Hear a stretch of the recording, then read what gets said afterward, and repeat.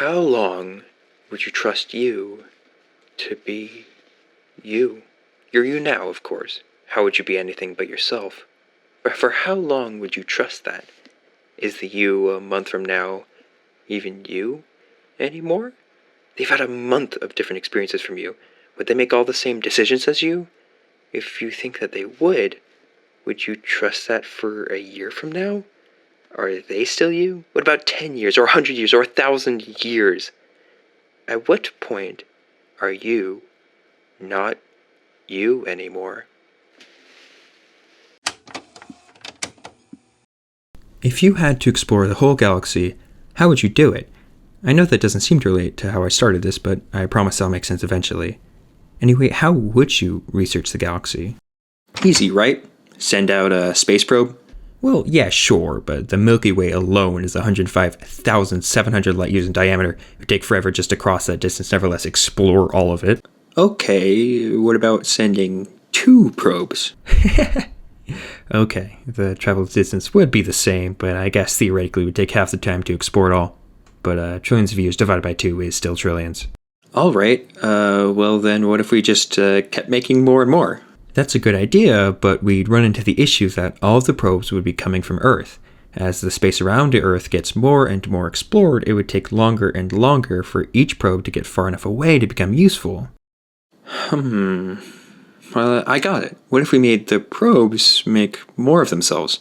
That way we will get more in order to complete the task faster, and they'll be created away from Earth. You got it, my friend. You've just invented the von Neumann probe.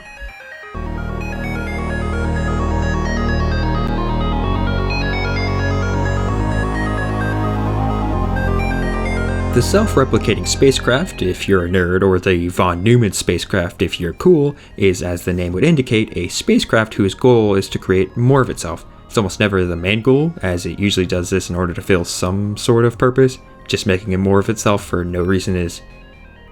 why would you do that? Mathematician von Neumann first discussed this idea as a way to finish massive tasks. Like, I'm talking tasks on a solar system level of massive, including, but not limited to, mining out all of the asteroids in the asteroid belt or mining an entire moon. So yeah, pretty massive. These would normally take forever, but the von Neumann spacecraft should cut down the time dramatically. But why? It's easy. It's due to the concept of exponential growth. This is how it would work in theory. You would send out a von Neumann spacecraft to a nearby system. It would find all the materials to make a copy of itself. Then both it and the copy would copy themselves, making 4 in total. Then 8, then 16, then 32, then 64. Each new copy would cut down the total time to completion in half. In just 3 generations, it would take 1/16 of the time. With this, something that would take 1 million years might just take hundreds. That is exponential growth. What's even better is that the original can leave to start this somewhere else, meaning multiple operations can be set up to work at the same time from just one original spacecraft. This is how you would explore the whole galaxy, with each probe copying and spreading out like a virus through the whole universe. With that, it would take hardly any time at all. And by that, I mean still probably millions of years, but that's better than trillions of years. This idea is fascinating, and it is actually how many scientists believe space exploration will happen. You've almost certainly seen this idea before. It's popped up quite a bit in science fiction and pop culture. Maybe you remember the Borgs from Star Trek, or maybe the Reapers from Mass Effect. Both of these technically count. They're not exactly what I described, but they both meet the literally only requirement of copying themselves. As I said, as long as they do that, then they count, even if they fulfill some other purpose, like the Reapers. My personal favorite representation of the von Neumann probe, and the inspiration for this video, is a book called We Are Legion, or We Are Bob, by Dennis E. Taylor. In it, a man by the name of, Bob, signs up to be cryogenically frozen. He does this in the hopes that whatever killed him can eventually be cured in the future. Well, it turns out that that is not what life had in store for him. Instead, he finds himself waking up in the future, but not as a human anymore. His brain was scanned and copied into a machine. He's trained and sent off into the universe with the instructions to explore all of it. That's right, he himself became the von Neumann probe. In order to fulfill the command to explore, he copies himself multiple times. Each copy their own separate person. Robot, but also still Bob. That's where the "We Are Bob" in the title comes from. I would go into more detail on what he does, but instead I would recommend that you just go and read the book. It's good, and this is all you need to understand the rest of this video. So it's cool and all, but it's sci-fi, right? It's not realistic? Well, my response to that is, why isn't it realistic? No, I'm serious. Like, why isn't it realistic? The idea for this video was originally me researching the possibility of it existing, but I quickly found out that that wasn't going to work unless I really filibustered for time, because why wouldn't it be possible? A thing creating a copy of itself, there's nothing preventing that. It might not be as effective or as efficient as we see in fiction, but it definitely is possible. So instead, I shifted the idea to something interesting I found while doing research. Would this be considered life? I mean, it's for sure not life in the way that we're used to, but still. Since each copy will experience different things, they'll slowly become more and more unique over time. When they pass that on, their children will continue that trend, slowly differentiating themselves, just like life. Or how about the fact that there will inevitably be mistakes when copying? That sounds like mutations to me. And could those mutations even lead to evolution, just like we see on life on Earth? I'm not sure, but it could. You still might not consider it as life, which is fair, as they wouldn't need water or air like any kind of life we know, but it's still fascinating and worth looking into. And now, we finally get to the point of this video. Sorry that took so much setup, I just felt it was worth it. While reading We Are Bob, I started thinking about his decisions, which made me think of something that normally is applied to life. And that is game theory. Nope, not that kind of game theory, but instead this kind of game theory. The concept of game theory is, well, it's the study on how to win games. That might sound really stupid, but the definition of game here is very different from the way you or I would use it. A game is any situation where two players are competing against each other. Game theory is all about finding the best solution to win the most often. Again, solution is a specific term, which relates to the solution concept. The solution concept is a prediction on how a game will be played. Okay, I'll slow down. I threw a lot of terms at you, and I'll be honest, not even I understand them all. So let's go through this again with an example. I'm going to go with the most popular game used in game theory, the prisoner's dilemma. The prisoner's dilemma goes like this. You have joined a criminal gang. Maybe not your best decision, but here we are. You and one other in the gang are told by the boss to rob a bank. Loyal as you are, you do it. You and your partner manage to get the money without being seen. Cautious as you are, you plant the money somewhere else and start driving back to the hideout. But you both get busted. The police pull you over and are sure you two are the ones behind the robbery, but they don't have any solid evidence, so they do something a little underhanded. They put each of you in solitary confinement so you can't talk to each other. Then they tell you this. If you rat out your partner, and your partner says nothing, you'll be set free and your partner will stay here for 10 years. If he rats you out, and then you'll both spend 2 years in here. If, and I do not recommend this, you don't tell us what your partner did, and he talks, then you'll be here for 10 years. Pretty scary, right? It seems like you're forced to betray them, but you remember something that they didn't tell you. If you both say nothing, then they've got no evidence, and you can both be held for only half a year. So, what do? Do you betray your criminal partner, or do you say nothing? I'll give you a little bit to decide, or you could just pause. It is a video after all, I'm not actually talking right now. Okay, here we go. So this is what we would call a game in game theory. In it, you as the player have two options, talk or don't talk, and game theory tries to find the optimal solution to this. First, let's turn this game into something more easily readable. Let's turn it into a square chart like this. We'll put your options on the left and your partner's choices on top, with the outcomes in the middle. In order to find the best answer, we can now apply a solution concept, which is essentially a process to find the best answer. There are multiple solution concepts, but I'm going to pick one which I think is called rationalizability and iterated dominance. This solution concept goes off of one base assumption, that all players are assumed to be rational. Not always a good assumption in real life, but it is what it is. In this situation, that means that no player will make a decision that puts them at a disadvantage. Let's put that into action and assume that your partner doesn't betray you. Well, if you don't either, you get 6 months. But if you do, you get to leave right now. Therefore, betraying them will get you a better outcome. Well, then what if they do betray you?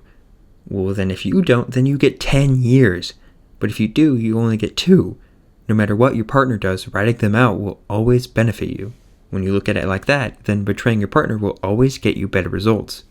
This means not talking is what's called a strictly dominated strategy, meaning there's always a better answer. The rationalizability and iterated dominance approach tells us that we must avoid strictly dominated strategies at all costs, and that your opponent will do the same. So even if you're like me and wouldn't want to betray, game theory tells us that it is better to do so. That is what game theory is. While I did choose a semi-abstract example, there are a lot of situations where game theory applies in real life. It was originally conceived as a way to model economics, to imagine how consumers will think. But with the help of mathematicians like, and I'm not kidding here, John von Neumann, it was expanded to apply to other things like biology. Yeah, John von Neumann was actually crucial to the development of game theory. Is that essential to this video? No, but it is a neat coincidence. And now, finally, we get to the topic after lots of setup. Setup I think is interesting, but setup nonetheless. How would game theory apply to the von Neumann spacecraft? I know that sounds super strange, but hear me out. I first thought of this while reading We Are Bob. I thought of how I would make the decisions in his shoes.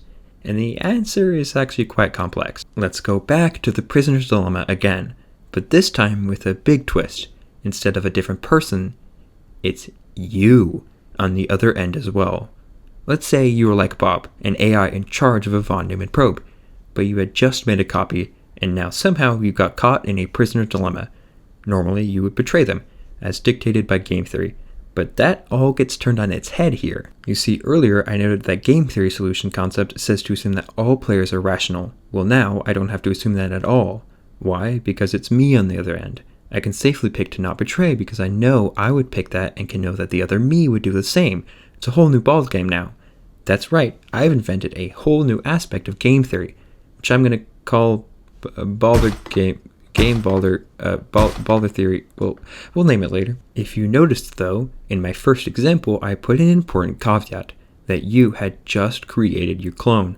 It gets more complicated the longer it's been since you and your copy separated. Okay, I will admit, at this point, this is just me talking. No one else has even discussed this because, why would you? So at this point, the stupidity is all mine. Regardless, this is what I'm thinking. If you and an exact copy of you made a decision right now, you could easily both trust each other. However, what if instead you copied yourself and you waited a month before you entered this game? What now? That clone has had a month's worth of different experiences from you. Think of yourself from a month ago. How similar are they to you now? For most of you, the answer is that they are very similar. But for some of you, something big has happened, and the you a month ago is barely recognizable. Can you trust that that hasn't happened to your clone? If there's even a doubt, shouldn't you betray them? And shouldn't they do the same? I think I would still be the same after a month, but here's the core question of BaldR theory. How long would I trust that? A year? 10 years? With my self-replicating immortality, the question might even be raised 100, 1,000 years into the future. Are they even the same anymore? The answer is probably not. So I should treat them like any other person and betray them right here and right now. Except, I wouldn't. I wouldn't. I trust people. I really do. I trust myself, and I trust you, too. And I hope that the me in 100 years remembers that trust and gives me the honor of the same. It's his memories, too, so he knows that I tell the truth.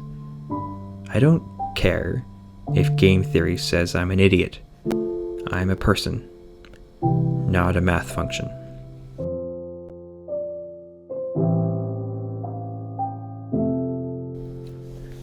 As always, this was your online friend, BaldR.